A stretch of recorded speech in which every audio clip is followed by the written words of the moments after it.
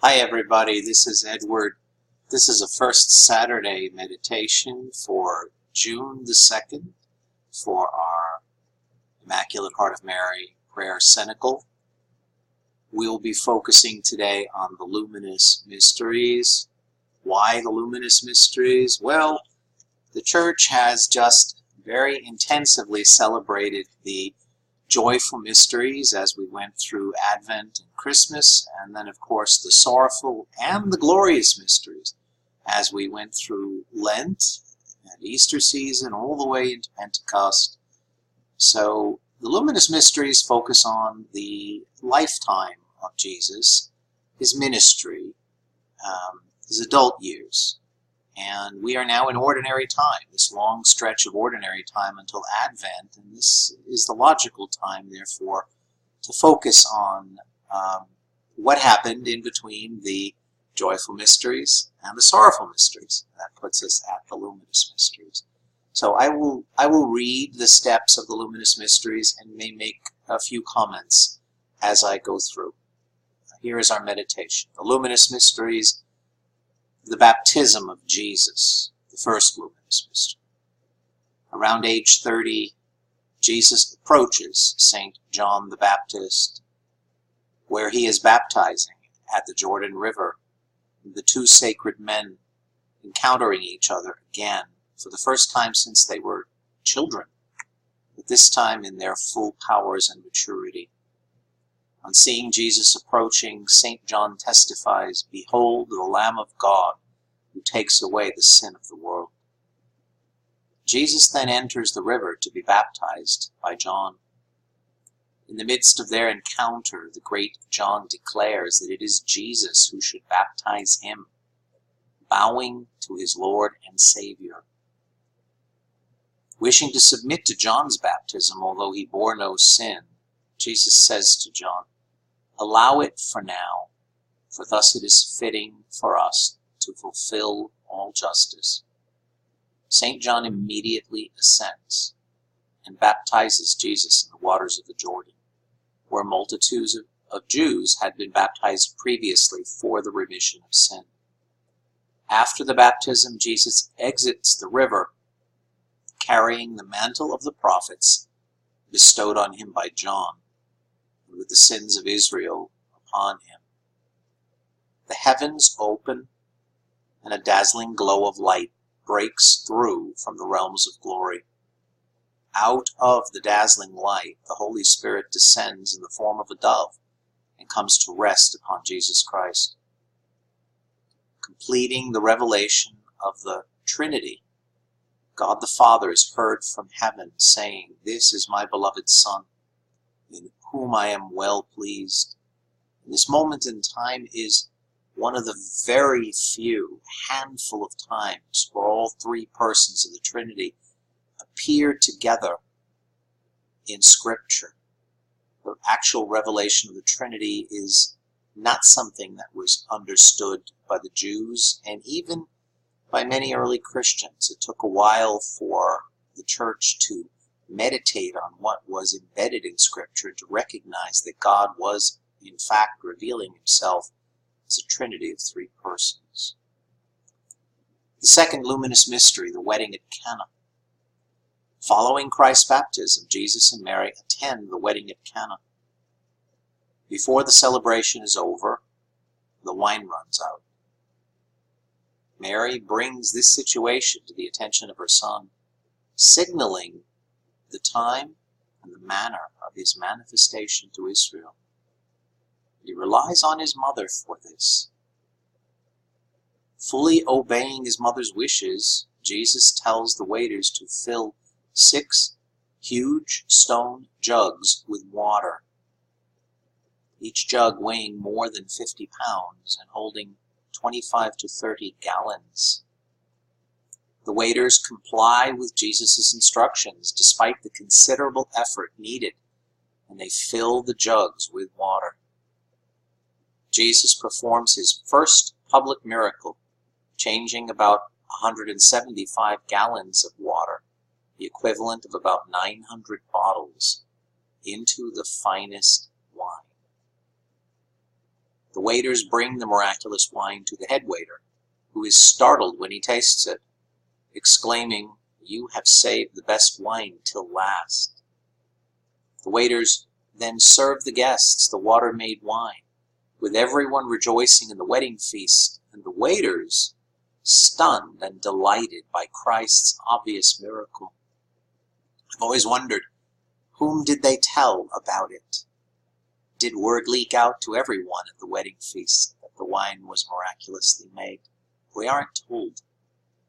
In witnessing this miracle, Christ's earliest disciples see for themselves how glorious he is, and they learn about the importance of the Blessed Mother's intercession with her Son. Grasping the miracle, the disciples come to believe that Jesus is the long-awaited Messiah. The third luminous mystery, the proclamation of the kingdom of God.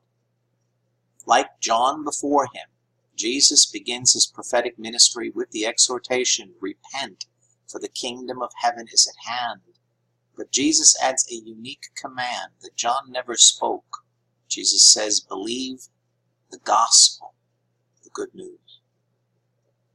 After a night of praying on a mountain, Jesus calls his disciples to him, and from them he chooses 12 apostles to accompany him night and day. Jesus leads his disciples up the Mount of Beatitudes, where, like Moses on Sinai, he gives us the law of the new covenant, the Sermon on the Mount. Coming down from the mountain, Jesus delivers countless people from illnesses and demonic possession, and continues his healing ministry throughout his days on earth and to the present time.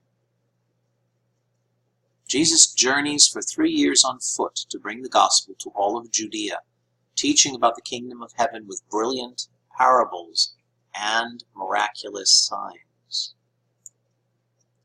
Jesus twice multiplies a few loaves of bread and handfuls of fish to feed the multitudes. And we're told in each case, 5,000 men once, 4,000 men, besides women and children. So if you think about the size of a typical family back then, Jesus actually fed 40 or 50,000 people. They all ate to their fill, and there were dozens of basketfuls left over. This is no small miracle. It's a miracle of great abundance and love. Jesus calms a raging storm and walks confidently upon the turbulent water of the Sea of Galilee.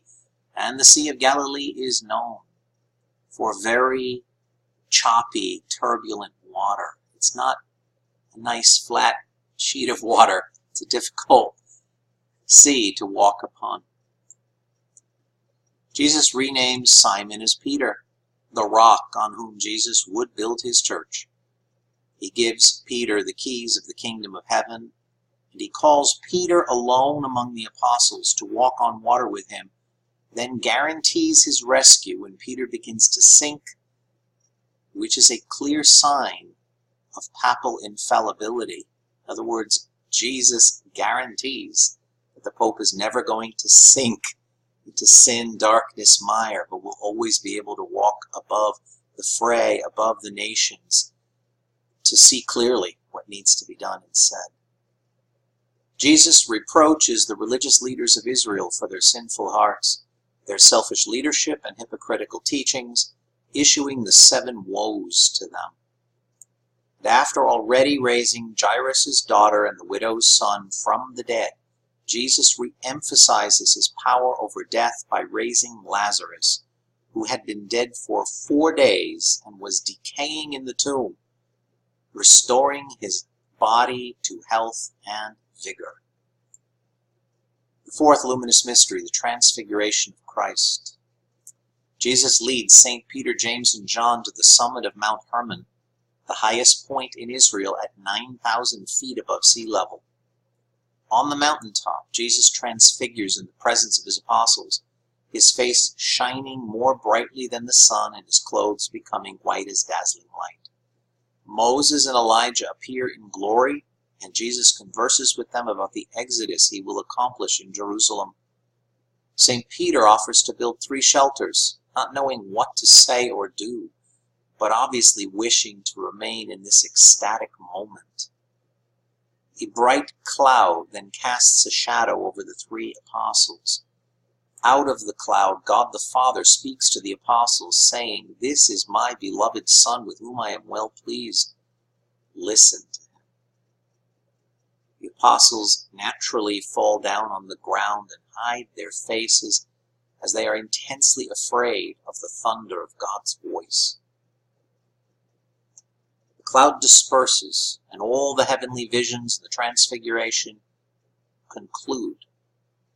Jesus, now appearing as the apostles were accustomed to, calms the apostles down, and he raises them to their feet.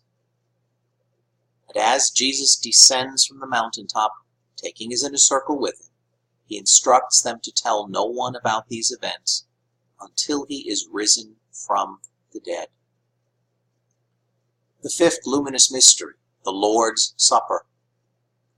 Gathering his apostles in the upper room, Jesus abases himself, wraps a towel around his waist, washes the apostles' dirty feet, and dries them with the towel.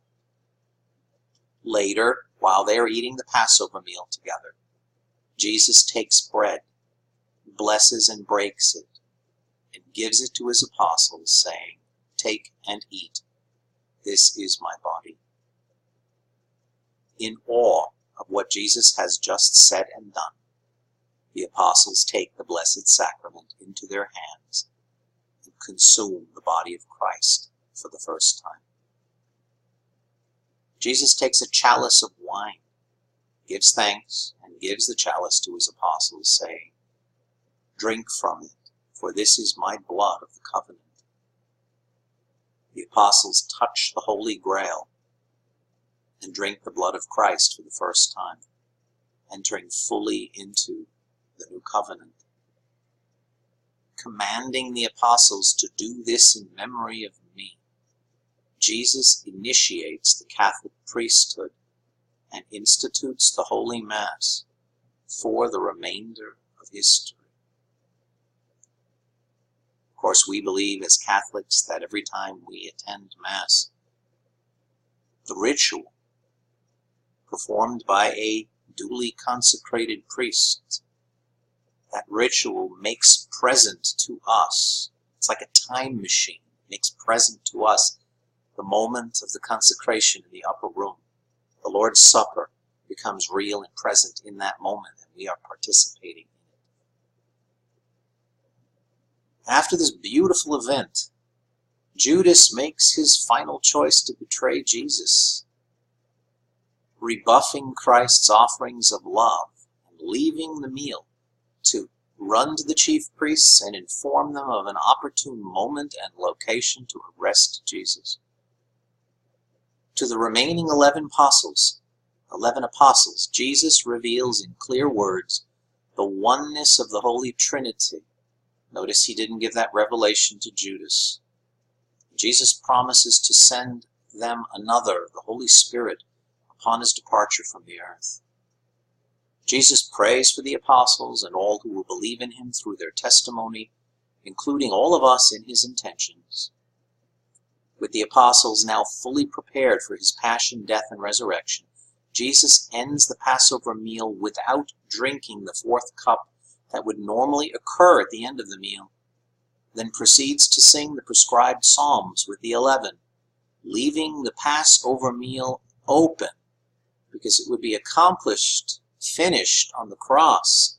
After Jesus drinks the wine that is given to him on the cross, he says, "It is finished." That is when the Passover ends, because finally at that moment, the Lamb of God was slain for the salvation of the world. Thank you, my friends. I look forward to being with you all again next week. Happy first Saturday. Take care, everybody.